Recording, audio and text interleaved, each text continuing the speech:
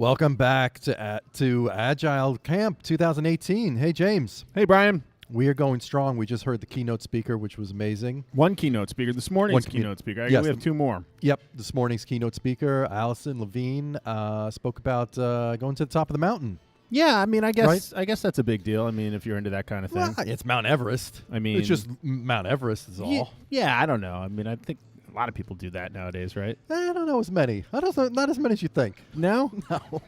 I'd love to do it, but just from her talking about it. Of course, I'm kidding, but it's an amazing story. Amazing. Really inspirational. Actually, had me, verklempt in there. Edge of my seat. Edge of my seat, and I was standing.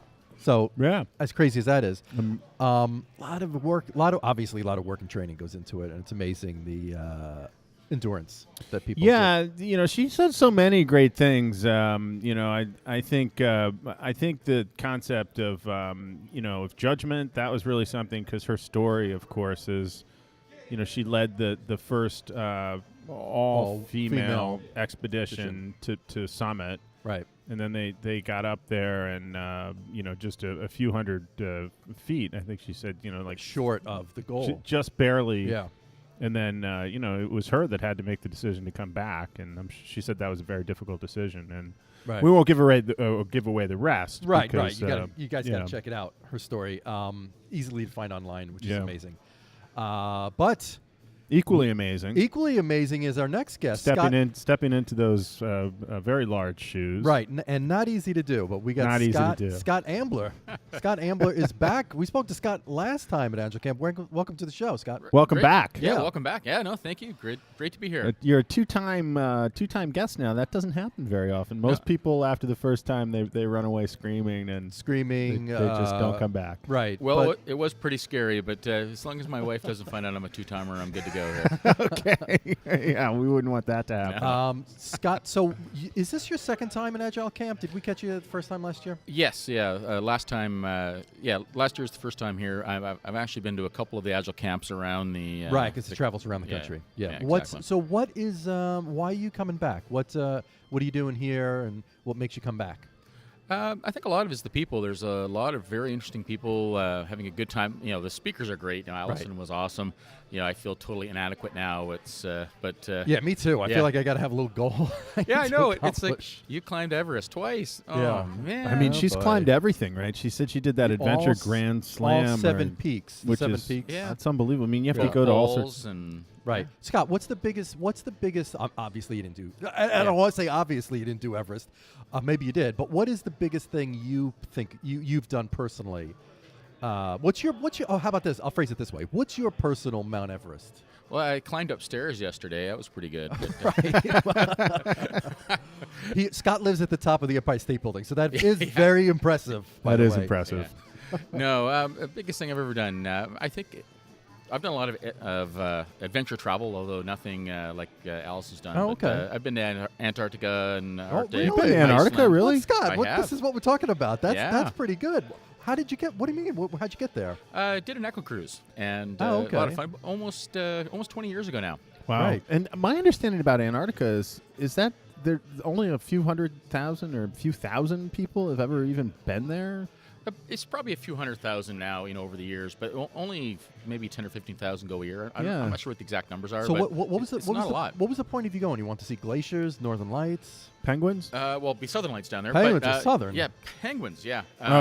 Yeah. You were at the Antarctica. Antarctica. Sorry. Yeah. Oh, there's some confusion here. You were in Antarctica. Antarctica. Yeah, I've been in. That's both. the south.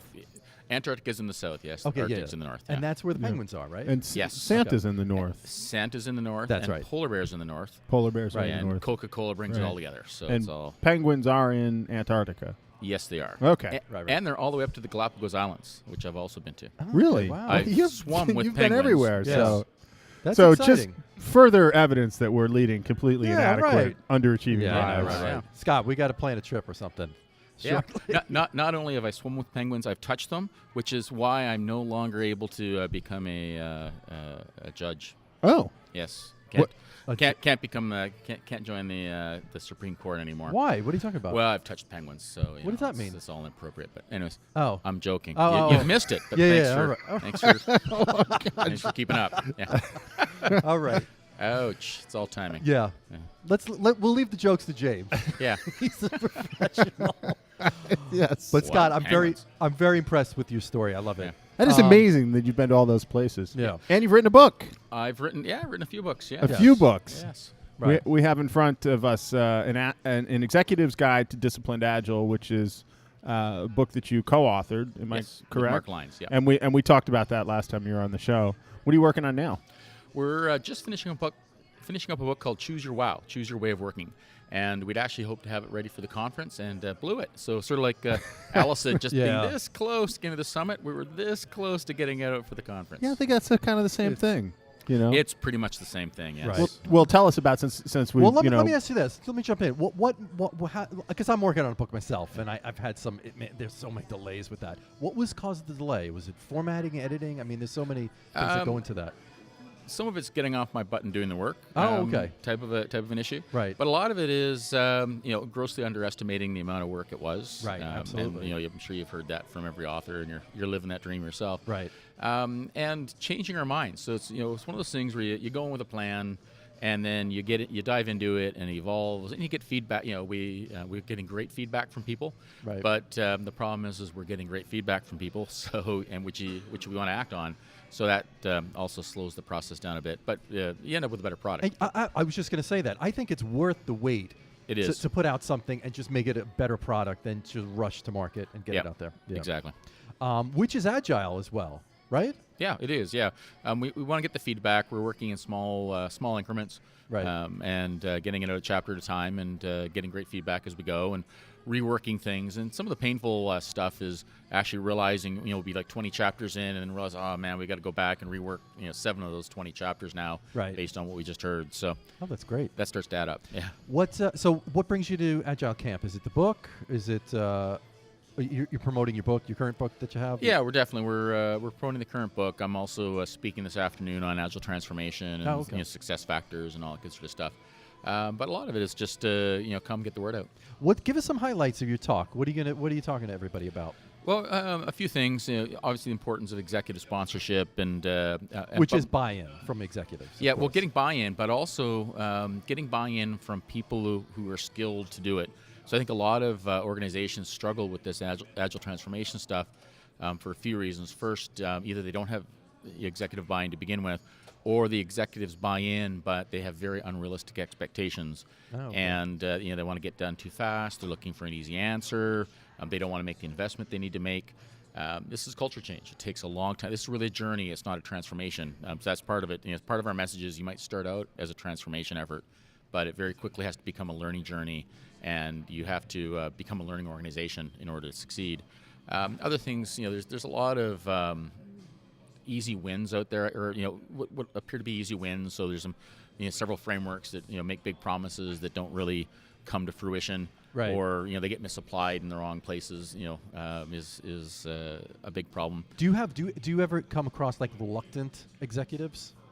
That they know they need to make the change, but they're a little reluctant because they're old ways. And how do you kind of sell them on that? Yeah, well, it's hard. I'm a middle-aged big fat guy basically, and a lot of it is like not that I'm experienced with this. It's like getting like losing weight and getting healthier.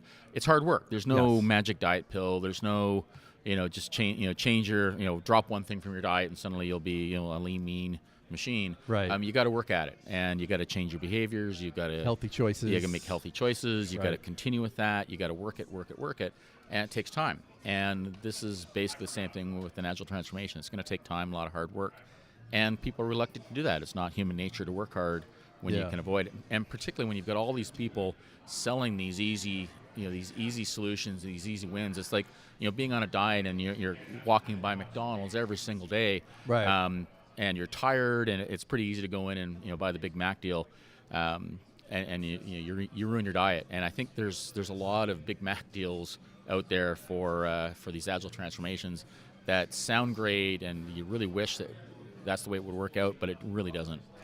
Right. Well, I feel like there's so many like agile coaches, and transformation is a big thing. Yeah. I feel like it's a little bit of like the gold rush of yesteryear. What do you say to people? How do you spot like a good coach or a bad coach? Is there any kind of signs?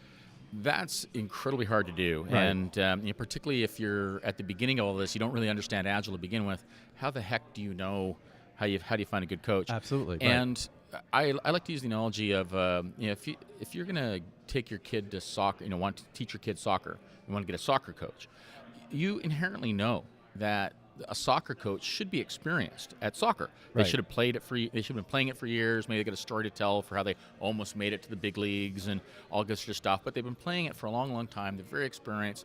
They understand the ins and outs of soccer, and they're a good coach. They've got some great coaching skills. Right. That's what you'll be looking for your kid. Well, I would suggest that you need to have the same expectations for your organization. You look for Agile coaches with experience in Agile coaching. That they're very good at coaching, but they should also know Agile. They should know how to do this Agile stuff. It's not just about being Agile is important, Right. but if you don't know how to do Agile, then I don't really see you as a good coach. You might all help right. people run nice meetings and feel good about themselves, but if you inherently don't understand the fundamentals and you don't understand how it all fits together, like if you don't understand what you're coaching in, Yeah. I don't think you really have much business being a coach. And this, I think, is the fundamental challenge right now because it is a gold rush. Yeah. And there's a lot of people out there, very smart, wonderful people, but they don't have a lot of experience. Like I would expect a decade or so of experience in Agile before you hang out your coaching shingle. And yet sometimes, they've been on one project in one organization. And they jump. And right. now suddenly they want to be a coach because Right. coaching appears to be fun Right. and appears to be not as hard work as what Yeah. they might have been doing the real work. So I think this is a serious challenge we have. Right. Absolutely. Right. Yeah. Weeding out that is a really important thing. James, what do you got? What do you got for Scott? I was curious about the book. What is your way of working? Can you talk a little bit about that? Like, people have different ways of working, or do we all work the same? No, we all work differently. So we're all unique people working on unique teams and unique organizations in unique situations. So one size does not fit all. And what's interesting is a lot of frameworks, a lot of methods sell you one way. This is the one official best practice of doing things, and they're good practices, but there's no such thing as a best practice. Any given practice, any given strategy is good in some situations and is a phenomenally bad idea in others. So what we do in Discipline Agile is we say, well, wait a minute. Instead of telling you what to do, we say, here's what you need to think about. Here are the issues. Here's the process issues that you need to be thinking about. And so we want to surface these decisions. But what we also do is we surface options.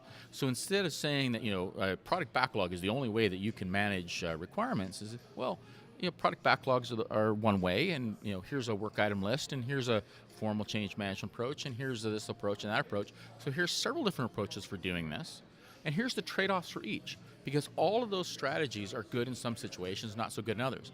So does this mean just like anything goes?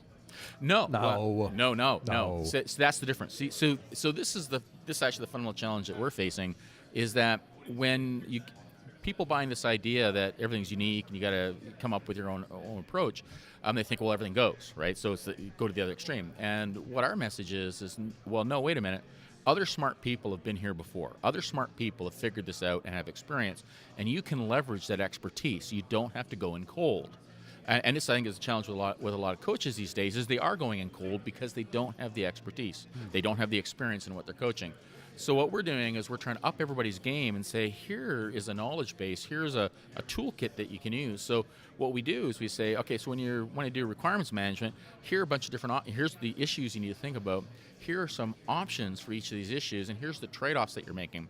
So you should choose the best strategy that you can pull off, given your skill, your culture, in the situation that you face. It might not be the best, most ultimate way of doing things. Maybe it is, maybe it isn't. But it's the best you can do right now. And in some cases, there might be better options that you can work your way towards and switch at some point in the future when you Yeah. result of retrospective or some sort of learning thing. Right. So, what we're saying here is you can up your chances of success by if you understand what your options are, you've got a much better chance of choosing a likely strategy to experiment with to see if it actually works for you. Right. And this is another part of our message too, is you've got to experiment with these techniques. So just because I tell you this is a good idea, and you might want to try this and here's the trade-offs, well, yeah, that's nice, but until you've tried it in your environment, you've got no idea if it's going to work for you. Right. Yeah. No, that's great. Yeah. No, important lesson to learn. And where can we get your book if we're interested? In, Amazon. Yeah. Another Amazon. Amazon. Wow. Yeah.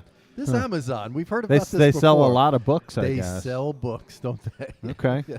All right. I've heard this. Yeah. Yeah. Awesome. Thank you, Scott, My for pleasure. being on the Thank show. you. Where's your next trip? Where are you headed off to next? You got anything I'm planned? actually leaving for Helsinki tomorrow. Oh, Really? wow. Yeah. That's pretty cool. Helsinki. Yeah. Are you I got to leaving- work though. It's a working trip. It's not Leaving a fun from trip. here? No, I'm going to pop back home to Toronto, see my family for a few hours at least, and then pop up. What's to up? What's up in Helsinki? What's going on? I'm doing some training in Agile data warehousing. Oh, Wow, fantastic! that is Yeah, really really cool. Yeah, it's a beautiful city. I love going there. Yeah. You travel a lot? How often are you on the road? I'm on the road a week and a half, 2 weeks a month. Oh, so wow, it's- What are they known for in Helsinki? I was trying to think of what they're known for there. What type of food? Isn't there a food? I was going to say have a Danish. Yeah, Or- no. A lot of seafood. What Reindeer? What, Yeah, they're into reindeer. What so you can country? go What there and country eat is reindeer. Helsinki no. in? Just so Brian knows. No, well, What I know- country are we talking? Scott, I know what country it is. Okay, where's Helsinki? For the audience, for some of the audience members who may not, Okay, here's the test. It's in Iceland. it is part of the Norwegian. Oh, close. It is part of, it's in Finland. Finland. Yes. I was There we go. gonna say Yeah, you got Finland. it. Okay, you got it. It's in Finland. Yes. Well, might even be the capital. right. Well, enjoy your trip. I'm very happy. Maybe we could. Maybe we'll go somewhere or something like that. Yeah. We'll plan some adventure. Well, yeah, you guys should do a traveling road show, go around the world. Yeah. Well, we're here Right. in Newark today, Right. so Well, that's off Yeah. the Newark, from Newark to Paris. Yeah. In Helsinki, Yeah. they often say, "I wish we could be in Newark." But anyways, Yes, but of course they say it in Icelandic, right? Which sounds much Icelandic, better. yes, In and- Icelandic. yeah. Which sounds much better. or French. Thank you, thank you, Scott, for being on the show. Agile Camp, the good times don't stop. Yeah. James. Yeah. Well, listen, the good times aren't stopping with me either. All right, we'll see you guys in a few. Thanks. Okay, thank you.